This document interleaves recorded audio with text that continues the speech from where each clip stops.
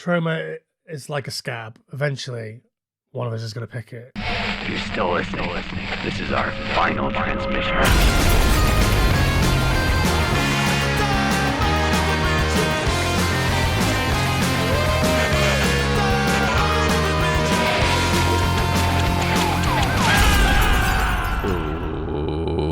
We're here, Jamie. Welcome to the fuck show. How's it going, buddy? It's going all right, Sam. It's going all right. How's it going on your end? Superb. You're absolutely fucking killing it. What are we doing today? It's Final Transmission. It's Sam Russo and Jamie Carruthers bringing you one horror movie a week from now until the end of time. That's what we do, Sam. It's who we are. It's becoming a defining factor of who we are, I think. Absolutely. What we're doing is recording a podcast, talking to good friends. I mean, this week we're going to talk about Troma, which is something near and dear to my heart. That's what I was getting at when I asked you what we're doing. That's for the record. Okay, well, not great with social cues. So tell us all about your trauma as we dive deep into the class of Nuke High.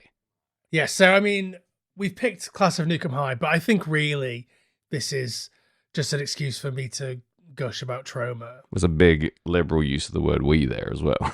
Well, you know, someone's got to pick it. It was always going to be a factor on the schedule.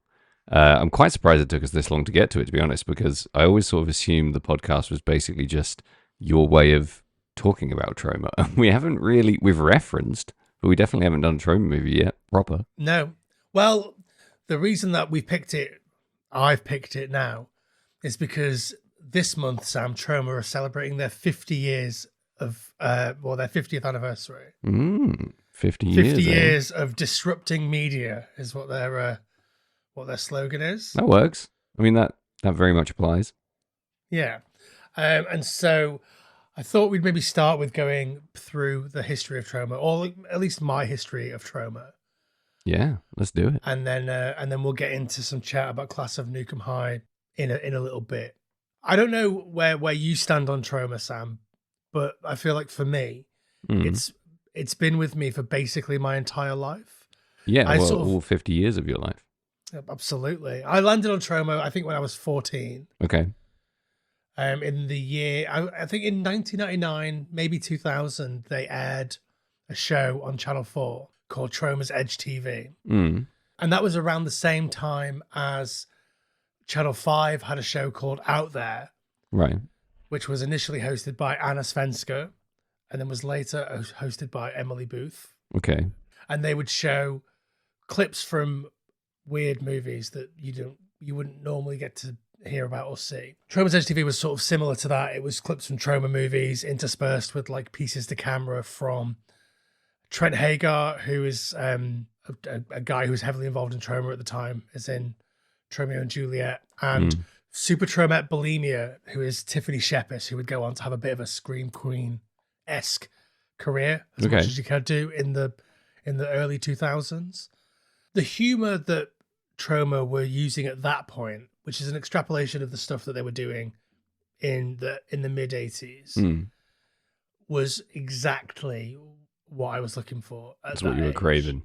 Yeah, absolutely. Like boobs, farts, social commentary, like the big three in 15-year-old Jamie Carruthers' world. Boob and fart social commentary.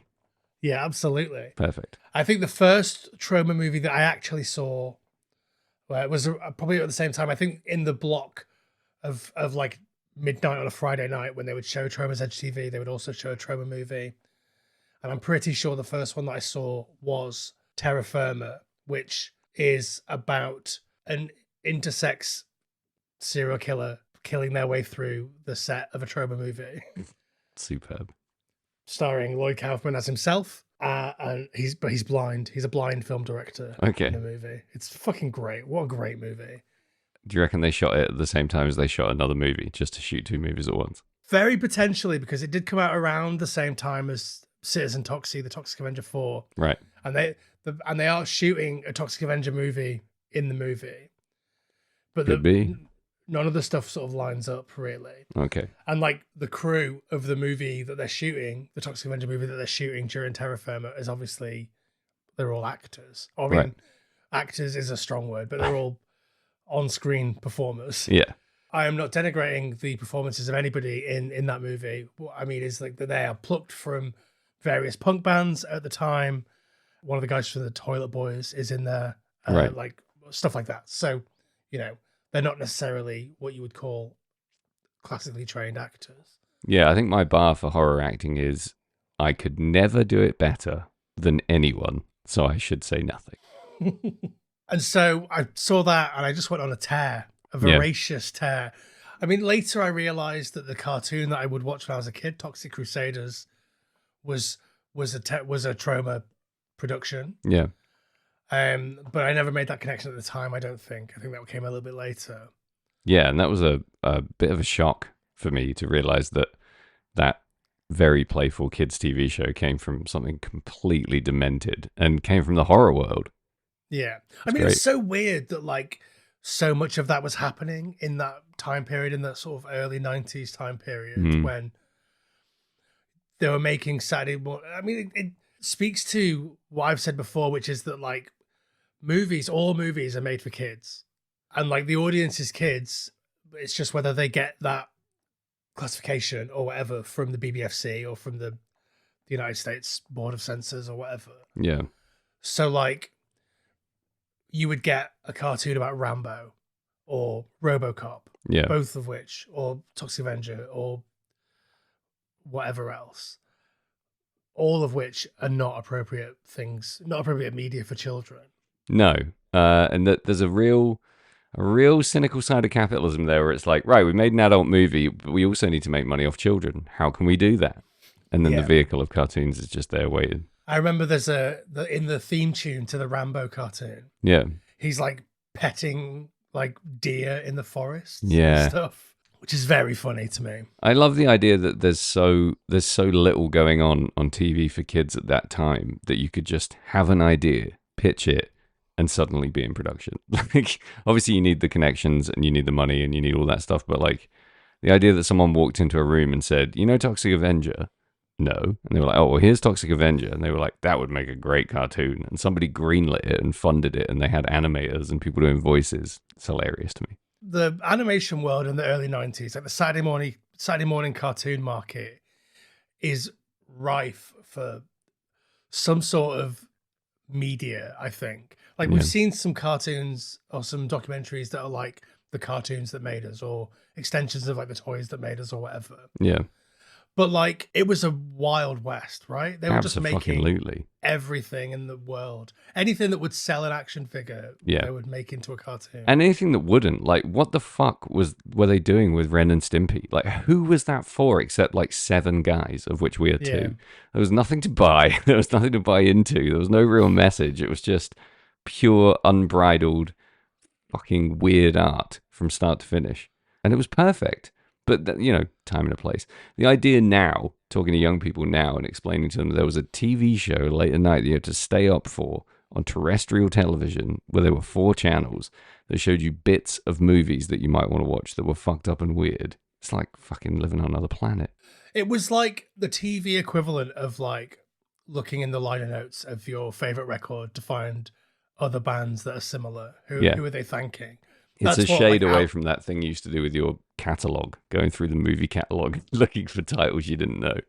Yeah, or going through the Little Woods catalog and drawing circles around all the toys that you wanted your mum to buy. Buying your first skateboard. Yeah, so around 2000, I was still in high school, and this was like my little taste of like swapping tapes with my friends, which I imagine was what the late 80s, early 90s was like for people that were experiencing the video nasties as that was happening. And like Troma tapes became currency between me and the 3 other fucking freaks in my high school. Yeah. I've always had a soft spot for it then. I've there was a point where I would watch any movie if it said Troma on it, and as a result I watched some fucking terrible movies. I thought you could say, as a result, I am the man I am today. As a result, I killed my entire family. Yeah, shaped in the furnaces of those experiences, my life is what it is now. I went through yesterday, just for a bit of a sort of solo exercise, every Troma movie I could remember seeing and grouped it into 3 lists: good, good, bad, and bad. Yeah, I'm only really interested in the bads, to be honest. Uh, If they make but your Troma bad list, I, for some bizarre reason, want to see them more than the goods. I mean, there's probably at least one on my bad list that you might have seen because it's the name of a Teenage Bottle Rocket, or it's reference to the title of a Teenage There's Bottle no way Bottle I've seen Rocket it. song. What is it? It's called Fat Fatso Goes Nutsoid. Yeah, Yeah. no, haven't seen it. It's fine. It's what's the absolute bottom of the pile for you when it comes to Troma? So it's tricky because they would acquire and distribute lots of films that they thought, would match their ethos. Right. And so they ended up picking up lots of very low budget films and releasing them. And obviously a lot of those are terrible. Yeah. But I'm not sure if it's fair to sort of call those a Troma movie. Nah, that's more distribution, right? That's not. Yeah. So in terms of like the actual Troma movie that I think is bad is Tales from the Crapper. Okay. Great title. What's wrong with it? It's just not great. It's got Newfound Glory in it. Wow. It's got Ron Jeremy in it. Oh my God, it sounds fantastic. Yeah, it just it didn't really work for me. Every other sort of central Troma production, I think, has made my good list. It's a play on Tales from the Crypt. These are all your favorite things. It's true, yeah. Weird. They fucked it up. They did fuck it up. Fair enough. I think some of my sort of good bad list, some of that is like Troma productions from before they were really Troma. So when they first got started, they were making primarily sex comedies. Yeah. Which they then parlayed after the success of The Toxic Avenger into a mashup of that and Toxic Avenger with Class of Nuke 'Em High. Yeah. But yeah, some of my highlights from their distribution. Father's Day, we've talked about Father's Day before when we talked about Psycho Gorman. Yeah. That's an Astron 6 release. Astron 6 is great forever. The Wedding Party, that was directed by Brian De Palma, stars Robert De Niro. Fantastic early De Niro performance. Yeah. The Taint, that came out in 2010. Okay. Which is about tainted meat that turns men into like psycho murderous misogynists Okay. Sounds great. that have to kill women. I'm going to say it now, Sam. It's problematic, but it's fucking great. Not one you'll be watching with your partner. No, it was a slog to get her to watch Class of Nuke 'Em High, if I'm honest with you. Really? Yeah. Oh, I thought it was pretty tame. No Yeah, but spoilers? she didn't know that going in. So Kaz has only seen one Troma movie before, Uh-oh. and that was Liam Regan's Eating Miss Campbell, which we saw at a film festival a couple of years ago. Okay. And she didn't like it to the Weird. point where Liam, who I know and have met a few times, and is a nice guy, and I thought Eating Miss Campbell was fine. Yeah. But Liam took such umbrage with her Letterboxd review that he put it on a poster.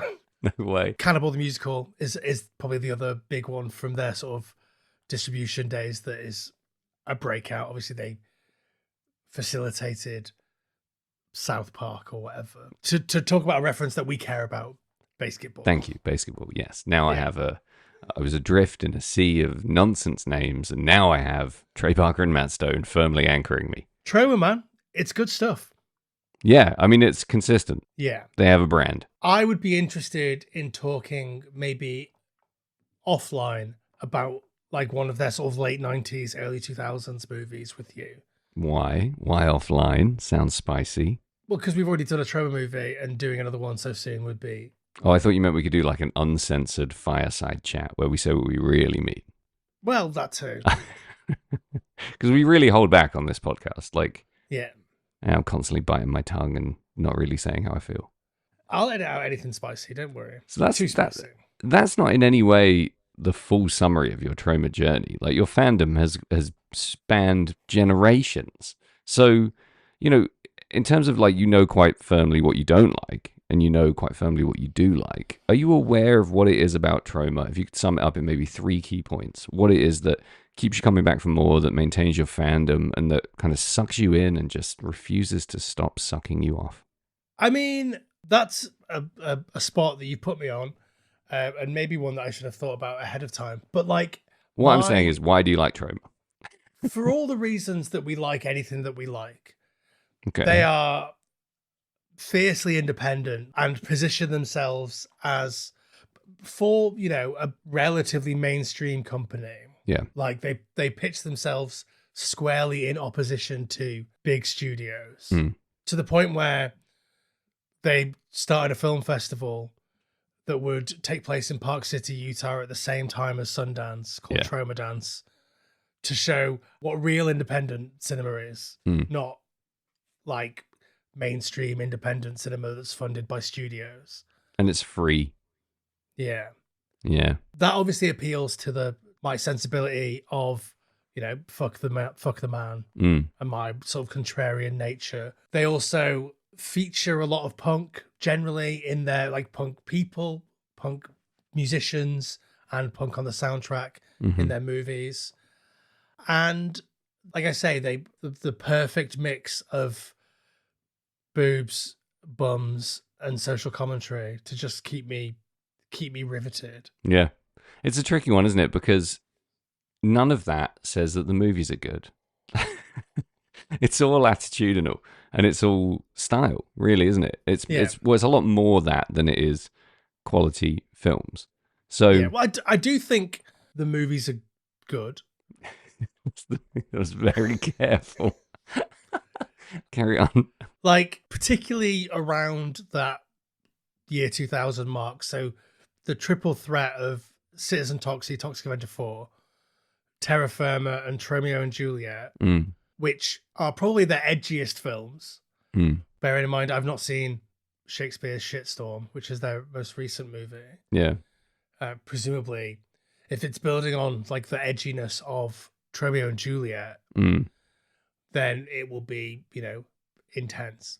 But like those three films managed to do something really special in terms of being fucking hilarious. Yeah. Like wincingly edgy, like balls climb up inside you, like, oh, yeah, you said that. That's a thing. But also just like anarchically joyful. Yeah. In the way that they're put together. And I think that's the thing that carries through all Troma productions is it's very clear that these are people that love independent cinema and that they love silly, gory, fun, daft stuff. And so they just keep going. I think powered that's by gore. Yeah, I would say for me, the thing that categorizes a Troma movie as successful in my eyes, or as being really enjoyable, is how high in the mix that anarchic fun is. If it's cranked all the way up, it's usually a great time. If it's lower, or it's maybe just off pitch for my taste, or it's not quite resonating with the same kind of just intense unpredictability, then it's less enjoyable for me. But that's, again, 100% personal taste, and I just love it when it's a full bore. Yeah, well, those three. Have you seen any of those three? No. They are incredibly full bore. Okay, I'll check them out. Yeah, Terra Firma is probably the most Troma movie that there ever will be, because it's literally on the set of a Troma movie. Yeah. It's based on Lloyd Kaufman's book, Everything I Learned About Filmmaking I Learned from the Toxic Avenger. Yeah. And so it's almost like his life's work up until that point. Do you remember how/when you saw The Toxic Avenger? Probably a little bit later. Only like marginally. I don't remember how the show was programmed, but it was generally Troma's Edge TV and then a Troma movie afterwards. Yeah. And I don't know if I saw it from the first episode, just cruising channels late night, or whether I was, I don't know, 3 or 4 episodes in. Yeah. By the time. So I don't quite remember, but it was around then that I saw The Toxic Avenger. But I'm pretty sure I saw Toxic Avenger 3 way more times because I had that on video. Okay. So you must have been really young. Yeah, I mean, videos were still a thing in 2000. True. DVDs didn't break big until 2001. Really? Did Toxic Avenger stand out to you as being exceptional within the canon, or was it just another Troma movie to you? Because for most people, it's their entry point or it's their defining, defining movie. Because I maybe had seen Toxic Avenger 4 before I saw the Toxic Avenger, which takes the Toxic Avenger and spins it on its head. I don't think, I mean, maybe I didn't see it before, but it didn't blow my mind in the same way that Terra Firma had. Right. Because Terra Firma, I'd already seen it. I'm pretty sure I still haven't seen 4. I struggle to remember what's what. I mean, this movie has a really distinctive plot by the look of things, and it also has a cop with a Hitler tash, which is one of their favorite things. I don't think I've seen it. I'm not sure. Yeah, I mean, Toxic Avenger 4, the plot is that Toxie is swapped with the Noxious Offender from a different universe, from a world where everything is bad and everyone's on crack. And it's fucking great. It's so silly. Do you have a favorite Toxic Avenger movie?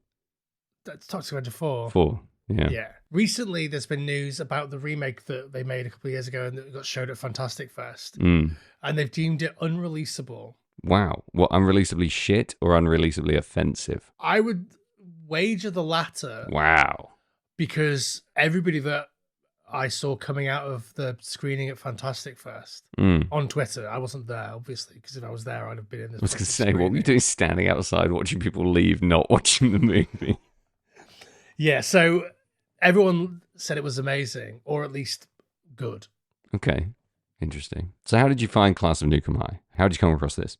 Much in the same way, I think, probably was programmed as part of that late night block on Channel 4. I don't remember having seen it for the first time, but it must have been around then, and I loved it. It's one of my favorites. Like, is it? I would put it up there. I've probably not watched it for 10 years at this point, maybe a little bit longer. Wow. So coming back to it now as a 39-year-old man with a TikTok, I found it. Is that how you define yourself now? Well, I found it slightly more challenging than I remembered. Really? Yeah, I found it a bit slower than I remembered. Okay. I mean, we'll get into that maybe in a little bit, but it's a good one. Yeah. Is it your favorite Nuke 'Em High movie? No. Wow. Fucking hell, Jamie. Which one's your favorite? My favorite is the Class of Nuke 'Em High 3, The Good, the Bad, the Subhumanoid. Okay. Because the first 20 minutes is Brick Bronski recounting the plot of the previous two movies just by going, and then this happened, and then this happened, and then this happened. That's great. It's hilarious. I love that shit. I love what do you call it? What do you call that when you sum up the previous movie before the movie starts? Like a recap? Yeah, let's say recap. Fucking love a recap. And it's just so silly, and I love Brick Bronski and his whole. I am a real sucker for like a burly himbo, right? And he was the burliest himbo in cinema at the time, right? R.I.P. Tell me about you, Sam. Like, what's your Troma journey been like? I'm just way too boring. I won't even waste your time. I saw the Toxic Avenger when I was 15. I thought it was fine. I saw the Class of Nuke 'Em High this morning because you told me to watch it. That's my Troma journey. I've always been aware of the brand, and I have liked a lot of things they've been attached to, or they've dipped their toe into, or been a part of, sort of tangentially. And I've always just had huge respect for Lloyd Kaufman. I think he's hilarious. But I can't say I love all the movies. You know, the bits I've seen and the movies I've started and just not persevered with. I've always thought, fantastic idea, great fucking energy, love the entire spirit, but I need to go watch a different film right now. So, do you remember what those were? No, just fucking bullshit that other people were putting on usually, like at parties and stuff, you know, just background shit. And parts of like other things, you know, shows that have like the best gore effects or whatever. I'd see that, and you'd see a gore effect from a movie. I'd go put it on and be like, "Fuck no, that's the only good bit." So it's weird because like Troma gore effects are generally considered like notoriously bad. Yeah, like there's a scene somewhere, I can't remember what movie it is, where it very clearly cuts to a watermelon being smashed. Yeah, or like a balloon full of fucking feces or something. It's like, yeah. But I think, you know, placed within a movie where that is made okay by everything else in the movie, I think that's fantastic. Like, I celebrate that shit forever. Me too. And isolated, it's not as cool. That's why that shit doesn't work in isolation, you know? And some of these movies don't work in isolation. You need 6 of them in a row to get the fucking jokes. Like, I fully understand why it's a total obsession for some people. Like, because there's so many films, there's so much going on, there's so much trivia and lore. You could really lose yourself in it. And sometimes, I guess, that's hard for someone to get into because you look at it and you think, oh, it's just too big and too much. I'll never catch them all. But, you know, from a top-down perspective, I've never seen an interview of Lloyd Kaufman that didn't make me laugh. Or, like, I've very rarely seen him be a part of something and not seen his fingerprints all over it. He's got a really distinctive vision and, like, an idealistic view of the world that I can wholly get behind. And, yeah, his lack of filter, I think, is really admirable, especially nowadays. So I'm into it. I love it as a brand and as an idea and as a company. I saw a video on... It was on a social media platform, I think it was Instagram, where if you sign up to the Troma membership streaming thing online for 5 years, Lloyd Kaufman will give you a blowjob. So I think it's him saying it. I love stuff like that. So, yeah. Well, that's what Troma's Edge TV really spoke to me, because he's one of the hosts. There you go. Yeah. So much of it was about him as a personality, like welcoming you into this sort of weird, fucked up little fraternity of people that like horrible shit. And I choose to believe that he is legit with that. Like, I think, let's say Roger Corman or someone like that who has like a very independently focused mindset. I think Roger Corman did quite well out of Roger Corman movies, American International movies or whatever, and was like, I'm going to keep making these movies because they make me money, and Hollywood won't make me any more money because they won't let me into their little club. Sure. But with Lloyd Kaufman, I choose to believe that he just loves to be able to make swipes at everybody. And the only way to do that is to make these very, very independent movies. And that he loves the silly gore. And despite being, you know, a man in his 70s, he loves the silly gore. He loves jokes about people shitting their pants. Yeah. And so he just sort of, he embodies that spirit. I choose to believe that. A more cynical person might say, you know, he's made some money off it, and he's found a niche that makes him money and carries on, and therefore is going to stay in that niche. But I don't understand what's wrong with both, to be honest. Yeah. Like, if you've found, it's like punk bands who get big. If you've done it doing what you do, keep doing it. Do you know what I mean? Like, if he's found a massive audience of really loyal and quite loving fans through expressing himself in the way he has, and now, yes, off of that bedrock of some financial success or whatever, he's able to do it, you know, even better or even more, or more the way he's always wanted to, then do it. Do you know what I mean? It doesn't feel put on. It doesn't feel fake. It seems genuine. And it's that expression of anarchic fun that I think is really fucking important. If you can keep doing that regardless, then I think you're sticking true to your vision. And that is something I've always respected. I don't see it as this, like, I don't see him as like an infantile figure who's making, you know, shit your pants jokes when he's 70. I see him as someone who knows what he likes and keeps doing it. Yeah, I think the only thing that makes me think that maybe, I mean, it's obviously persona. He doesn't really go around offering people blowjobs and pretending to shoot himself in the head in like his private life. Sure. But like, when I was in New York, I went to Forbidden Planet and he was there doing a signing, and I had no idea, and it was great. And he was wearing like a blinged out 2-pack hoodie. Right. And then he sort of took that off at the end and put his normal jacket on and left. And I was like, oh, he doesn't just wear his blinged out 2-pack hoodie while he's, you know, just walking around. Home. I mean, that's showbiz, isn't it? Like, you expect that. Yeah. Like, I once saw Blag from the Dwarves pull up to play a Dwarf show in like a shitty, battered SUV, and he was just wearing like a normal sweater vest. And I just watched him sit in the front seat and like stare at his lap and sigh and take the sweater vest thing off and put his leather gloves on and put a cowboy hat on and get out of the car. But the second he got out of the car, he was like parking right in front of a fire hydrant as well. So he was kind of all over the already show. Black there. Yeah, but the second he got out of the car, he just shouted, "Let's fucking go, motherfuckers," and ran to the venue and got on stage the second they started playing. So I think there's a big mixture there, right? You have to have a little bit of that in showbiz. You're right, he's not going to walk around in that all day. But he also lives the spirit of that Tupac hoodie every day. That Tupac hoodie is tattooed on his chest Exactly, yeah. in blood, sweat, and independent movie tears. And feces, yeah. And again, independent movies are, fucking insanely important in the history of cinema, and independent movies that buck the trends of independent movies even more so. It doesn't have to be a stoic 3-hour single shot sunset movie about a fucking dying calf in the wind. It can be about shitting your pants and burning to death in a fucking asylum, whatever. Yeah, I think I would compare, and some people might balk at this, but I would compare Troma to NoFX. I was going to say, a lot of these, especially early to mid 80s movies, just feel like Ramones songs. They feel like the Ramones. I mean, I can get on with that, but Ramones went mainstream. Like the Ramones very deliberately, signed, yeah.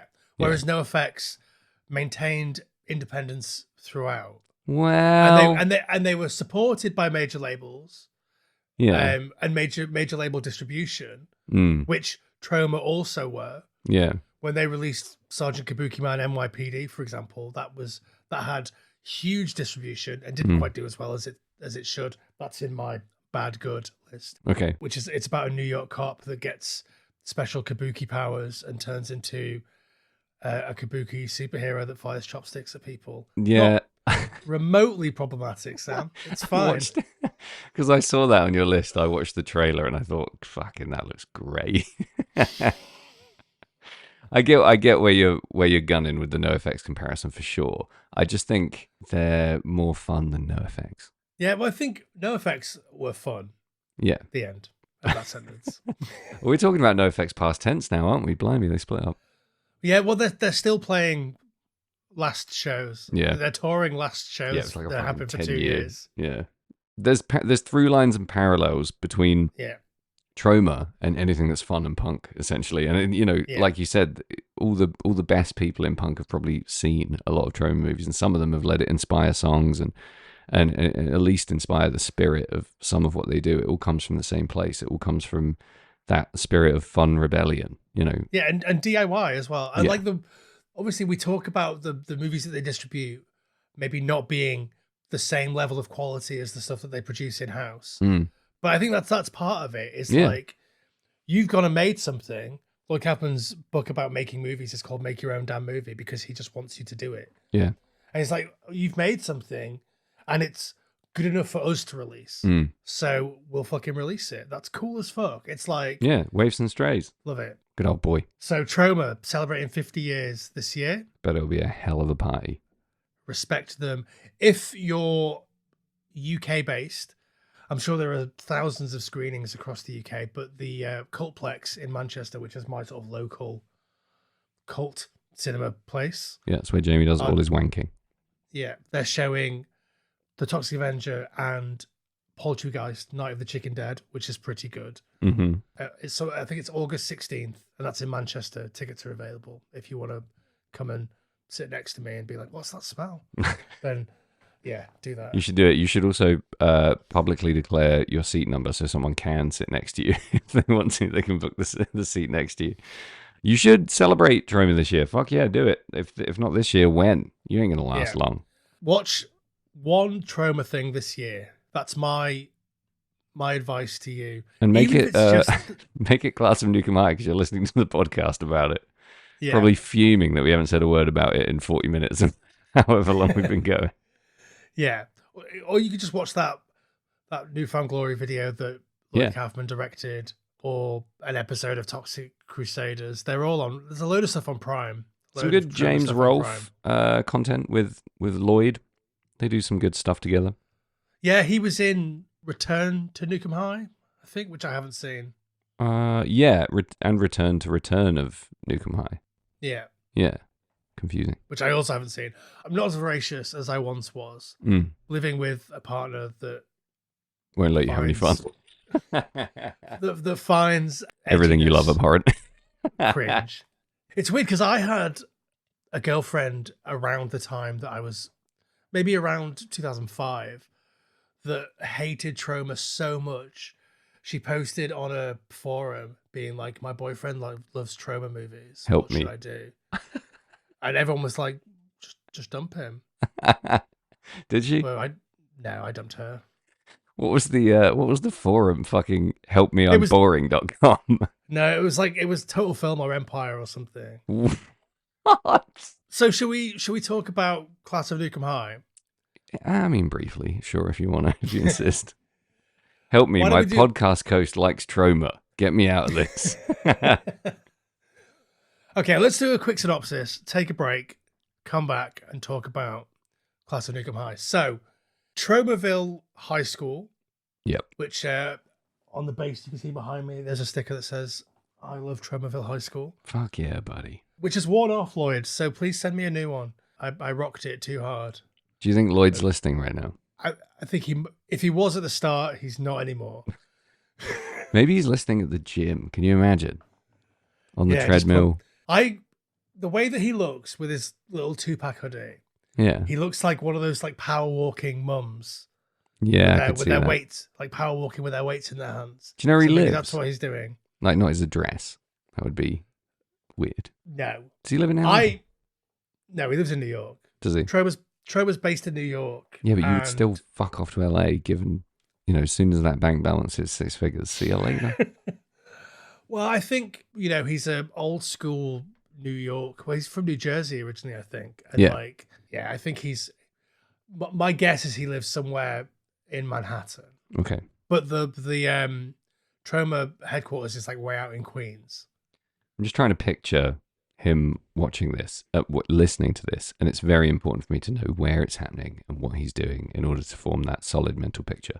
So keep that in mind with every word that you say from now on, that Lloyd might be bored out of his fucking skull, power walking down the Jersey Shore, listening to the words you're saying right now. Well, We love you, Lloyd. we do. I think, if I was a film director, a fiercely independent producer who was a huge fan of masturbation, this is exactly the podcast that I'd be listening to right now. It's almost made for you, bud. Yeah. Class of Nukem High, Sam. You were saying. Tromaville High School is next door to Tromaville Nuclear Facility. Yes. Seems like an oversight, but whatever. We'll talk more about that. The effects of the nuclear facility are influencing the high school in myriad different ways. Mm. There's toxic waste leaking everywhere through the water fountains. And then to add insult to injury, the gang of punks that have taken over the school, the cretins, are selling atomic weed in joint form for $20 per joint to anyone who is slow enough to get in their crosshairs. I thought it was $10 a joint. Is it $20 a joint? Wow. So the first one he sells, when he sells it to Eddie, yeah. he sells for $10. Right. And then the next one he sells to that sort of squirrely nerdy kid, he sells for $20. 2024 prices. Yeah, crazy. Bananas. And it's a terrible looking joint. I'm going to be honest with you, Sam. Yep. The weed makes people do crazy things. Mm. Most notably, it makes our leads, Chrissy and Warren, have sex, Crazy. get instantly 9 months pregnant, Yep. develop intense muscles, punch people to death, etc., etc. Hmm. Yeah, that's the plot of the movie. That's the plot of the movie. That's where it all goes off the fucking rails and stops being scripted entirely. Yeah. So, listen, while in many ways hearing Jamie say that equates to having watched the movie, you should still watch it because there's a little bit more meat on the bone to pick off, but that is essentially the entire film. Yeah. More meat on Gonzo's bone. Yeah, Gonzo's bone. Holy shit. Don't get me started on Gonzo's bone. A lot of bones through noses in this movie. Yeah, that guy's in blackface. Yes, he is. Yes, he is. I'm glad you didn't try and be like, well, it might not be blackface. It could just be intense face paint. And it is blackface. Yeah. All right, let's take a break. We'll come back and we'll talk more about Class of Nukem High. Okay, let's do that. Will you give it up, man? Nobody's out there. We're alone. Oh no, there's somebody out there. I'm picking up all this crosstalk. Okay, I'm back, Sam. Are you back, Sam? Oh boy, am I back. Couldn't be more back if I tried. I'm the backwards man. I'm the backwards man. Backwards. I go up as fast as you can. You know that movie? Yeah, it's Freddy Got Fingers. I've never said name that. Even just texting you like one word of dialogue, you reply immediately. You're like, oh, that's what was it this week? What did we do? What was it? Oh, it It was was an an X-Files obscure quote. X-Files quote. Fucking like a one-liner from season 2, and you were like, oh, Mulder, what a sassy bitch. But Mulder is a sassy bitch. I'm sorry, but He's he the is. best. He's the fucking best. Anyway, So, Sam, first things first, yes. this podcast is brought to you by Red Scare Industries. Not only are Troma celebrating a big Sorry, anniversary this year. You said is brought to you by, and I nearly went Modelo Especial. For a minute, we were sponsored by the Modelo Corporation or the Modelo Corporation, depending on how you like your chorizo. No, we're sponsored by Red Scare Industries. Exactly, and they're celebrating a big anniversary this year as well. 2-0. 20 years of Crumps and Pumps. What is it? Scheming and dreaming and scheming. That's it. 20 years of dreaming and scheming. How much dreaming do you think they've done in 20 years? Nowhere near as much as fucking scheming. Let me tell you, holy crap. You do not want to see how the sausage is made, people. Just enjoy the music. Don't peek behind the curtain. It's not for the faint of heart. So, yeah, if you like this podcast and also punk rock music, you should go to redscare.net and buy 20 to 50 vinyl records. I mean, I personally would settle for you buying or pre-ordering the 20-year anniversary comp. You've got a song on the comp, haven't you, Sam? I do. So do Laura Jane Grace, The Menzingers, Dead to Me, The Falcon, Cobra Skulls, No Trigger, Sludgeworth, The Bollweevils, and many, many more bands from the label's illustrious history. If you go to redscare.net, you can pre-order it. You can also read the article on Brooklyn Vegan about the release of the comp now, wherever you get your Brooklyn Vegans. When I was in Brooklyn, I don't think I ate a single vegan thing. Didn't think you would. Where have you ever sides. been where you've eaten a single vegan thing? The first time I went to the States, we were still mostly vegan. And I was like, I'm in America. You were vegan? I was vegan for a long time, Sam. What is this? What's happening? You don't tell someone this far into the movie. What are you talking about? You were vegan? Yeah, I was vegan for maybe 7 years. 7 years of vegan? During the time of our early friendship, I would say. So You're so firmly rooted in my head as being a meat boy. It's really hard to imagine. Think just because I look like meat. I look like Meatwad from the Anquetin Hunger Force. We all look like meat, Jamie. In my eyes, humans are just meat. P.S. For the record, you do not look like Meatwad. I've seen actual men who do look like Meatwad, and you're not one of them. No. You look more like Master Shake. Really? Yeah. If you like Aquatine Hunger Force, one thing that you should do is follow us on social media. There's no Aquatine Hunger Force content there, but It might be one day. yeah, better follow it just in case. God, Aqua Teen Hunger Force was like, I don't know. I never really enjoyed getting high growing up all that much. Never really enjoyed smoking weed that much. I just sort of was always searching for the mythological positive high experience, and all I got was just like fucking lost. I just kept getting lost. And the one time I remember, show. Just like I just kept watching Lost endlessly. The one time I remember getting high and everything clicking and being perfect and being hilarious was watching Aqua Teen Hunger Force while high. It's the thing that bridged the gap for me. My only experience like that of getting high and thinking it was the best thing in the world was I was sat in a pub beer garden in Wrexham, North Wales, where I grew up, and a guy that we were smoking weed with was just telling us about the music video for Last Stop of This Town by the Eels.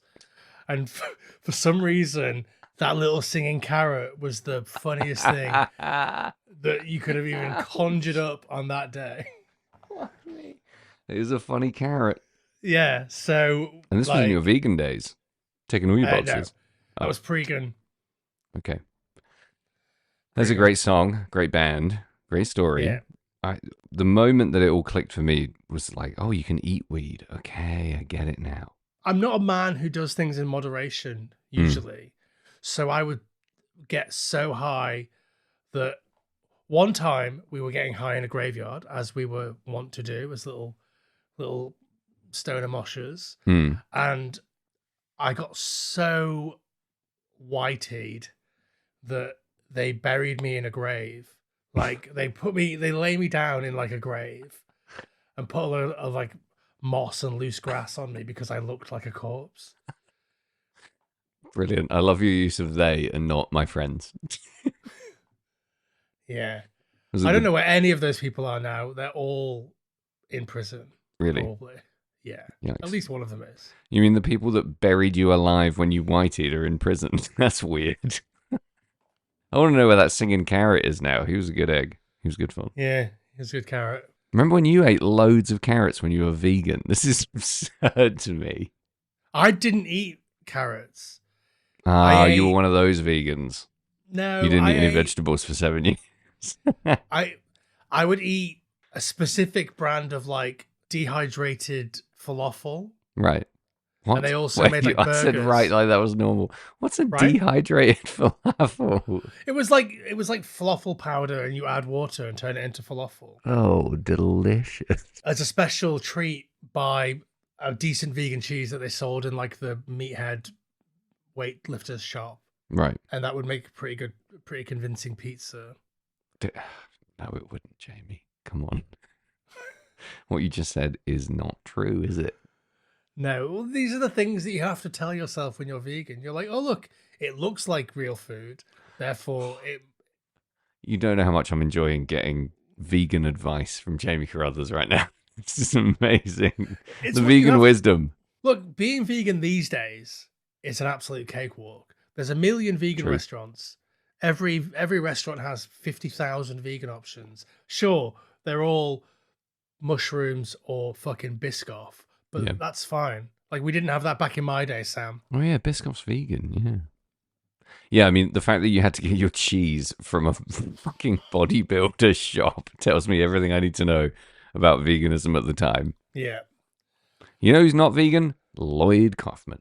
Although he does make a damning indictment of the fast food industry in the movie Poltergeist: Night of the Chicken Dead. Well, there you go, we're back. He might be vegan for all we know. I was just trying to segue. In fact, he probably is. It's always the ones you suspect the least, like Jamie Carruthers. He's vegan and he's riding on a Segway right now. Jamie, give me both barrels. What do you think of this film?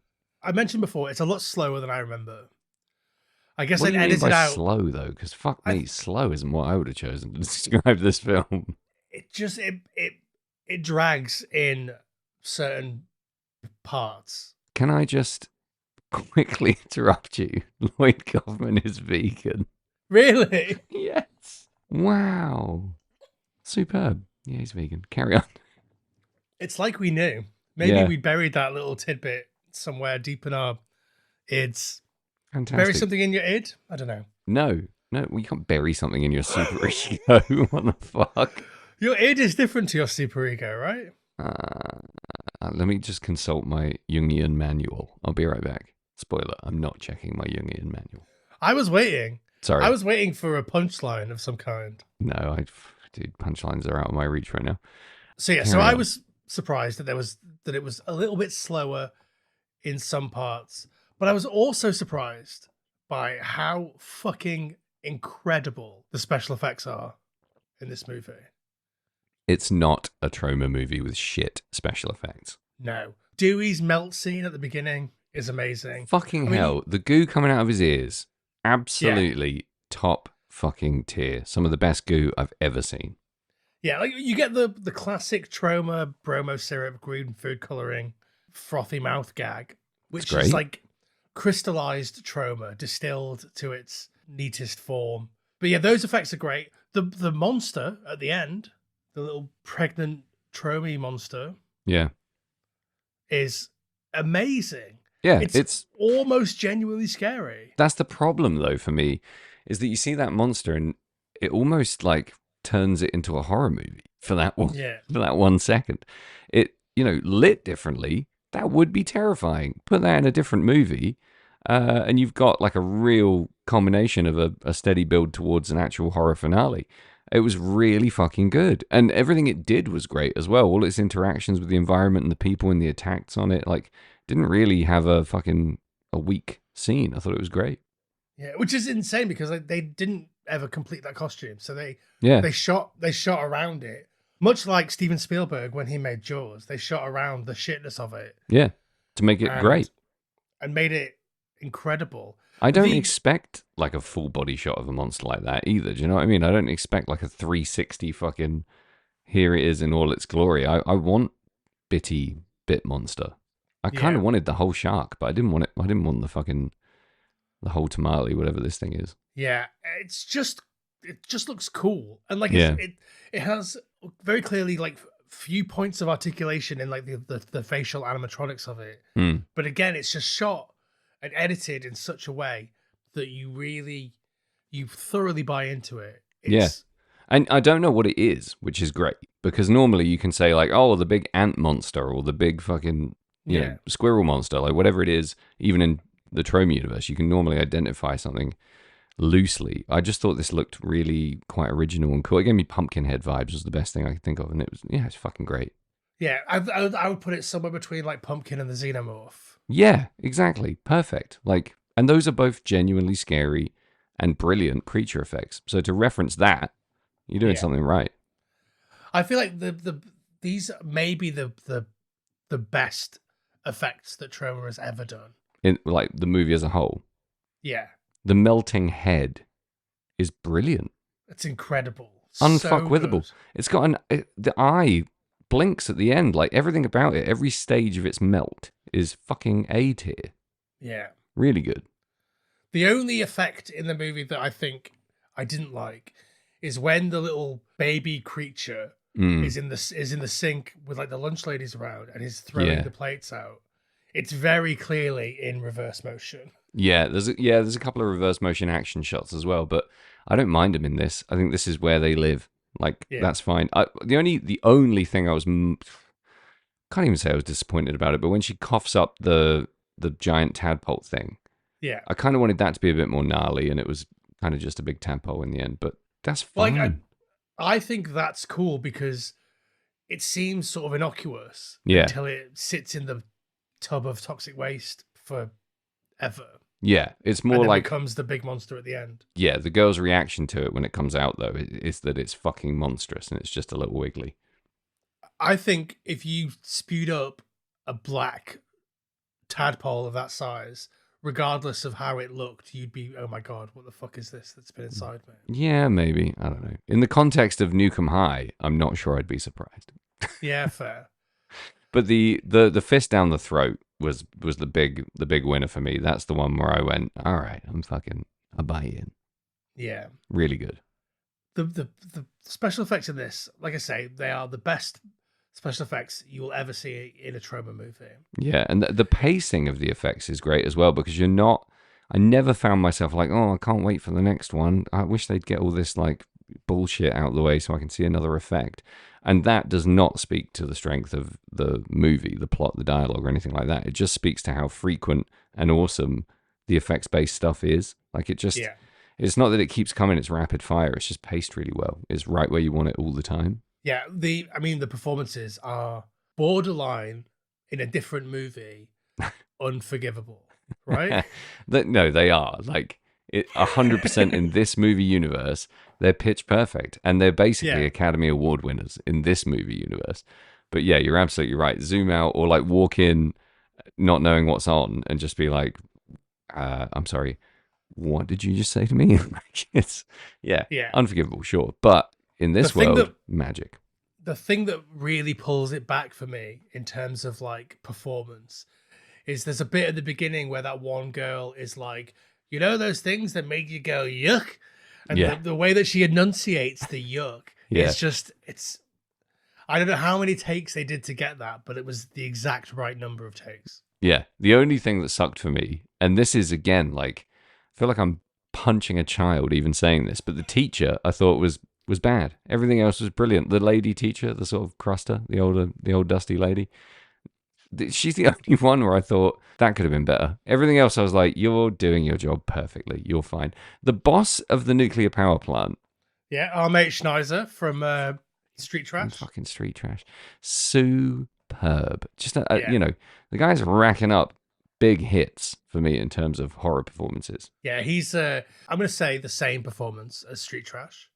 Yeah, pretty much. Like he could be the same guy. Like, Yeah. I got all my cum licked off my belly by a dog, and now I've gone on to manage a nuclear power plant. Like, Yeah, he's just moved on, changed towns. Yeah. That's all that happened here. I think my favorite thing about Class of Nukem High is that it's set in a high school next to a nuclear power plant, and I think this gets maybe overlooked or skimmed over, and doesn't get the credit for the genius writing that it is. There's a million ways they could have had nuclear waste end up in this school, right? A million ways. And in virtually none of them did you have to have it geographically adjacent to the high school. But the decision they made is to put it right fucking next to it. And that, for me, is hats off, take a bow, a pure stroke of punk rock genius. that is pretty fun and special. Yeah. And I think there is social commentary there about like how close nuclear power is to our populated areas. Yeah, and the social commentary of the nuclear angle in this and the movies of Troma, I think, is fucking fantastic because it's so deft. It's just right. Here's what the potential fallout of nuclear waste is in a fictional fucking maniac universe. It just immediately makes you think what would happen in real life, and that's a perfectly smooth segue, and it's almost an activistic segue. It's brilliant. But in real life, everyone's hair would just fall out and they'd get cancer. Exactly. They wouldn't throw Turn themselves out inside the out. window, be a very obvious stunt double for a second, and then melt on the forecourt. Like that wouldn't happen. Speaking of obvious stunt doubles, the woman that gets shot at the end, that's a big dude being shot. That's so good. I think that's really fun. Yeah, I love me that. too. I love shit stunt doubles. I think they're fucking amazing. They're almost as good for me as, the censorship replacement swear words. All of that stuff is gold to me. I love that. Big fan. Love the stunt. Big love to the stunt community. None of which were involved in Class of Nukem High. They just swapped a woman for a guy and had him jump through a doorway. That's the peak of stunt performance in this movie. I mean, somebody must have jumped through that window. Yeah, I guess. when I'd love Dewey- to think it was just the guy who was the nerd. I'd like, sorry, Well, kid, you got to jump out this window. It very clearly isn't. Yeah, true. Yeah, it's the guy. It was the same guy who stunt doubled for Wesley Snipes. I think in Demolition Man. Do you remember the Wesley Snipes Demolition Man controversial stunt double shit? Yeah. Superb. I love that there are myriad different ways that nuclear waste gets into the school. Yeah, they could just have one, like a little. Like the weed would be plenty, right? But Well, that's a huge part of the plot. Yeah, but no, it's in the water supply. It's in the fountain. Is it stored in the basement? Is that what I was supposed to take from that? that's meant to be a fallout shelter. Why In are the you school? keeping nuclear waste in the fallout shelter? Oh, it's even better. Just getting our nuclear fallout shelter that's full of nuclear waste. Yeah, I love yeah. the gag where they go to the fallout shelter to fuck, and some of the nuclear waste drips from the ceiling, and she thinks that he's come early.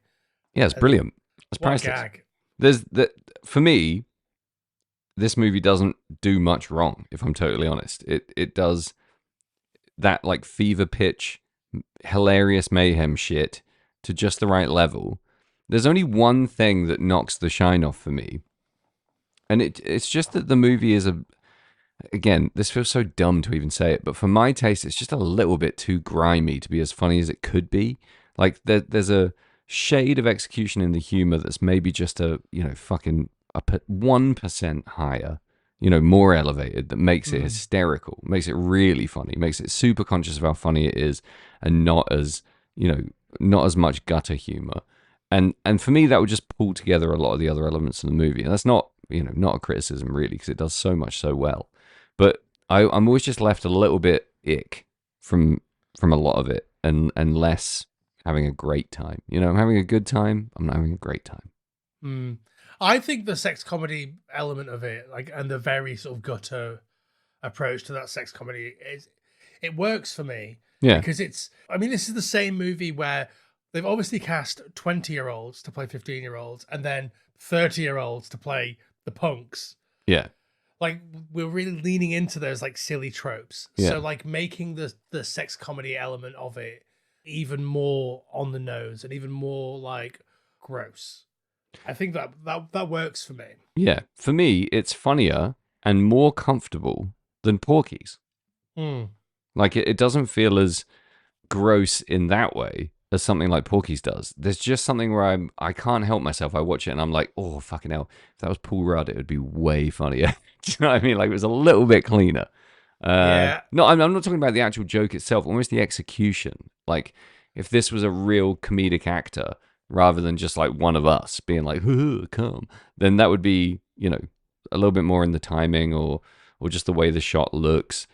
Would be funnier, but that's my only criticism. Literally my only criticism. The rest of it, I just think it looks great. It looks a bit like Toxic Avenger in a lot of ways. Yeah. Well, I mean, it will. It's the same director. Yeah, Probably, but I mean, probably like, the same editor. yeah, it looks like they finished making that and just started making it. Just the palette, everything about it, very similar. But I like that. I think it looks just the way it should. The pacing is great, I think. Yeah. One thing that I also really love is that they shot it in a school.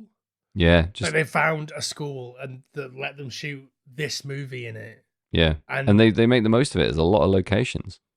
There are a within lot the of school, yeah. locations. They also found a building that was meant to be being demolished, and were like, "Hey, can we come and film the building being demolished?" So that's the building being demolished. At the end, it's not like a miniature or anything. It's just like, let's watch this building fall down. Yeah. Film it.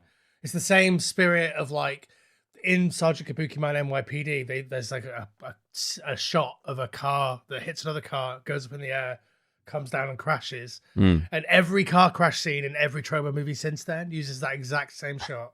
Brilliant.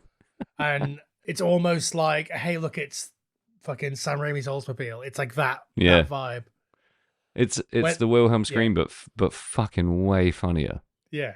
So good. And again, it is stuff like that takes you from, okay, I watched Class of Nuke High. I watched Class of Nuke High, and it was fine. It was fun. It was silly. It was entertaining, and elevates the entire experience. You know, being a part of that fandom, and I think being like not even like a rabid consumer of all these movies, but just someone who even has a casual interest in what that studio is doing and what those people are all about is what takes it to the next level experience-wise. You know, you watch, like you said, giving someone that tidbit of information makes it 50 times funnier because you have that insight.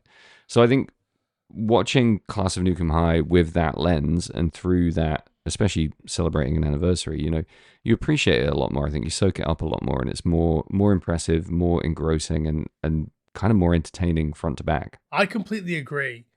What did you think, Sam? I know how much you love punks in movies. What did you think of the Cretins? I thought they were absolute dog shit in terms of like a portrayal of a punk in a movie. But again, through the lens of this film and in the universe where this exists, pretty much bang on. You couldn't have real punks in this movie. They just wouldn't work. They're too boring. Like, they had to have sprouting fucking carrots of hair coming out their face and essentially be caricatures the whole way through. I think that's really important. I didn't, and I very rarely do enjoy them on screen. You know, have you seen Class of 1984? No, but it started immediately after this finished when I was watching this. Yeah, so this is almost a direct spoof of that movie. Right. Which I love, and it's probably one of my all-time favorite movies. It's in my top 4 on my Letterboxd. Which you've talked about it before, yeah. That's about like punks running amok in a school.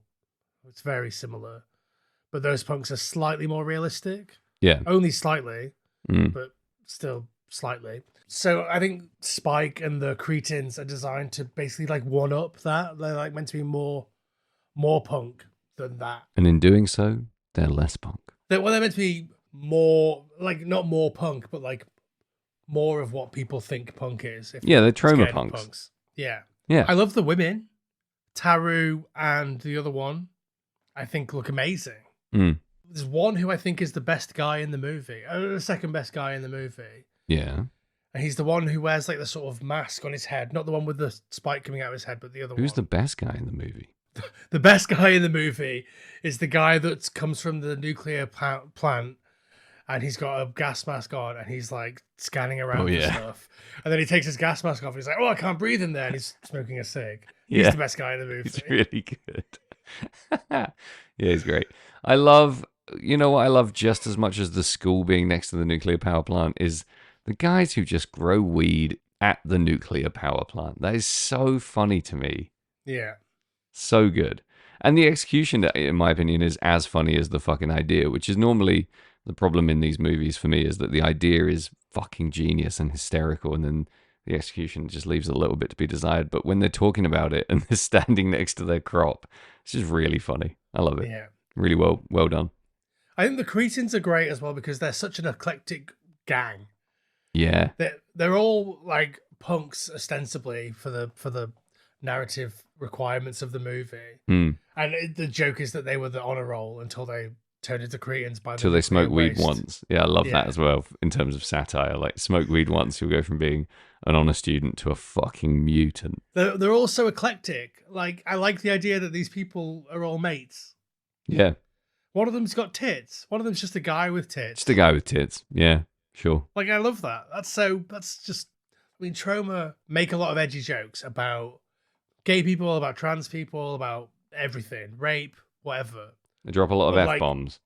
Yeah, but like the central core is that it's a fairly loving and welcoming place for societal outcasts.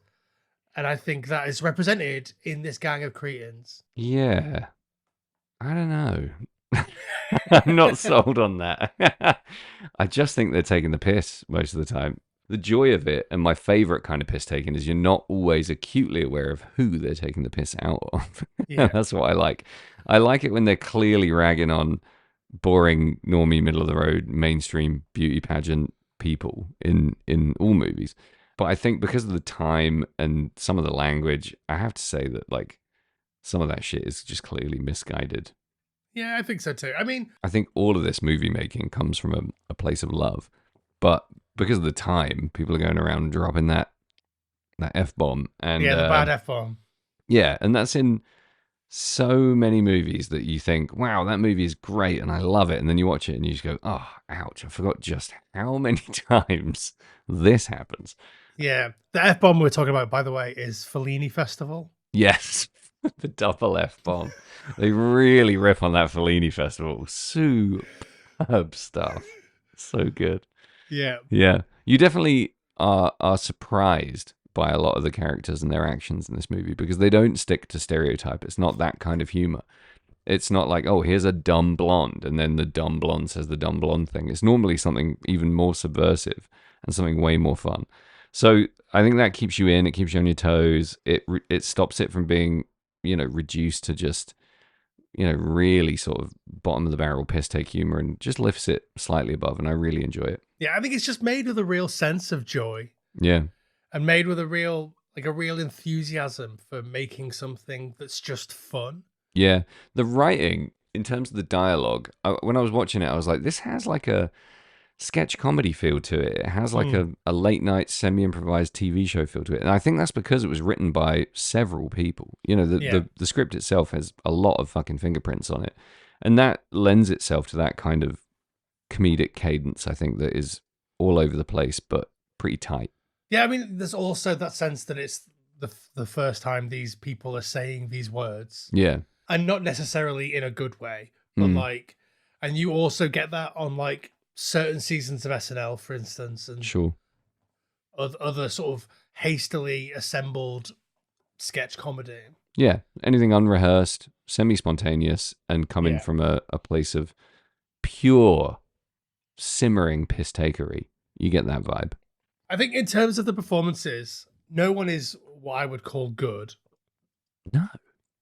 But Janelle Brady, Chrissy, when she is like meant to be scared, she has the best scream face I've seen in any movie ever. Really? I didn't notice it as standout. Is it good? Is it? It's amazing. I really like Dewey. Obvious shout. Every nerd in every movie ever, basically. But I love his brief time on screen. I don't understand why he leaps out the window. No one else does. Why not? Yeah, why not? Good response to any Troma continuity question. Why not? Come on, man. Does that thing even work? No. There's nothing out there. It's just Dead air. We talked about Troma. We've talked about Class of Nuke High. So, Sam, tell me, is this movie for you? Would you say that it is an atomic high or a nuclear waste of time? I'd say it's all three R's: reading, writing, and radiation, which is stolen from the trailer. It's definitely one of the best trailers I've ever seen in my life. I think this movie, it's a tentative yes, because in its execution, it doesn't actually do the stuff that I love in movies of its type, of its kind. Yeah. But the idea is so fucking beautifully compelling, and I can't believe I'm saying this. The storytelling is excellent. The spirit, the spunk, the chutzpah, all of the rebellious, exciting, fun, explosively anarchic action in the movie is 100% my thing. And just because not every grain of every shot is perfectly my taste doesn't detract from my overall enjoyment. It does so much so well with so little, which is what I respect the most and what I enjoy the most, to be totally honest. So I'll go for a tentative yes. Class of Nuke High is for me. Atomic high. Yeah, what about you? How blazed off your tits are you getting off this nuclear weed? I think this is the best movie of its type. Interesting. There are a million sort of sex comedy inflected horror movies that came out in the mid 80s. Like mostly directed by people who are fairly similarly minded to Lloyd Kaufman. So like Fellini. people like Fred Olen Ray and David Ducotto. So we're talking about things like Sorority Babes in the Slimeball Bowlerama and things like that. Which, I mean, and I love most of those movies. But The Class of Nuke High is the best of those. Right. There are moments in Sorority Babes in the Slimeball Bowlerama, for instance, that are some of the funniest things that I've ever seen in a movie. But on the whole, Class of Nuke High is better. Generally, your mid-80s sex comedy inflected horror movie has an incredibly long and stupid title. Right. So we're talking Cannibal Women in the Avocado Jungle of Death. We're talking Assault of the Party Bimbos. No, Assault of the Party Nerds, Revenge, Attack of the Killer Bimbos. Like... Grimy cum sluts grab saws and fly to the moon and back twice just to saw off your balls on prom night, dweeb. 9. Yeah, I'd watch that. Yeah, you probably have. Yeah, this is absolutely the best of that bunch. Like you won't do better than this. Everything that's wrong with this is wrong with those. Everything that's great about this is better than everything else about those. And that's good summary. That's the magic of Troma, really, is that like they're able to actively like drill down and capture the thing that people want at that exact moment. And in 1985, 1986, it was Toxic Avenger, and it was this. And in 1998, and in the year 2000, it was this, but to an even further deconstruction level of like, this is what making these films feels like. This is what being involved in this collective feels like. It's Troma it's special and magical, and if you don't get it, you don't get it, and that's fine. I think it's a wonderful thing that it exists. And you're right, these kind of collectives that define such a specific and beautiful niche in a bigger genre or a bigger art form are so fucking important because they just crystallize a spirit and an energy that is wholly unique to a small group of people and a much bigger audience. And without it, you're without the edge of humor and horror and visuals in a lot of other stuff that you love. You know, you lose a really vital, if small, if massive, who knows, ingredient in so much shit that you enjoy. So even if you're watching something thinking, this isn't 100% for me, I'm not, screaming in the cinema and queuing up for 4 hours to meet the guy and this, that, and the other, and the full extent of the fandom, you still have to fucking tip your hat. And in tipping your hat, you're supporting something really fucking important, independent, punk as fuck, low budget, fuck you cinema. And that's more vital now than ever. So are we rating this? Are we dropping a rating? We could drop a rating. I'm going to give it 7.2 fists down my throat out of 10. But if I was rating it in terms of its success as a movie that sets out to do what it wants to do on its own terms, it's 1,000 fucking power plant joints out of 1,000. That's like $20,000. That's a lot of money. That's the budget of this movie. It's a lot of joints. Yeah, just funny, stupid, gory, good times. Yeah. It gets 2 puffy nipples up for me. Like, you can't fault it. Well, you can, but you shouldn't. If you do, keep it to yourself. The end. You nailed it, bud. How close to the 5-year mark in your Troma subscription are you when you're getting that Lloyd Kaufman blowjob? I actually don't have the Troma subscription because I have all of my favorite Troma movies on DVD.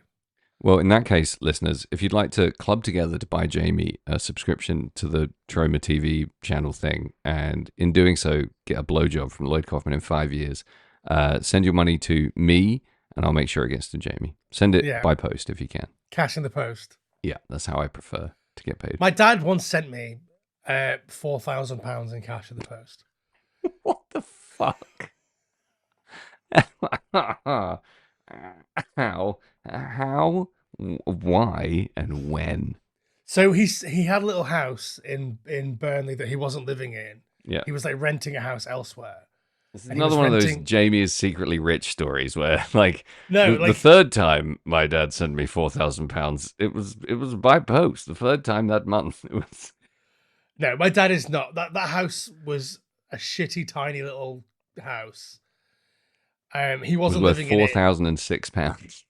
I think he sold it for 36 grand. Yeah, but he gave me, I think, 8 grand of that, which was lovely of him. Yeah, towards my deposit for buying this house. But he sent me that 4 grand through the post. 4 grand in cash in the post. That's so funny.